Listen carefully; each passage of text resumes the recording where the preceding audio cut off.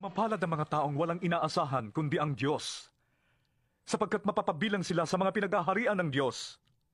Mapalad ang mga nagdadalamhati, sapagkat aaliwin sila ng Diyos.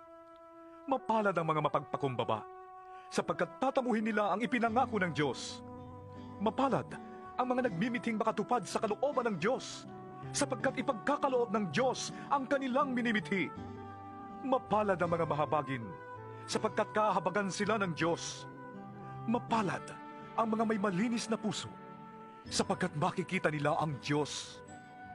Mapalad ang mga gumagawa ng paraan para sa kapayapaan, sapagkat sila ituturing ng Diyos na kanyang mga anak.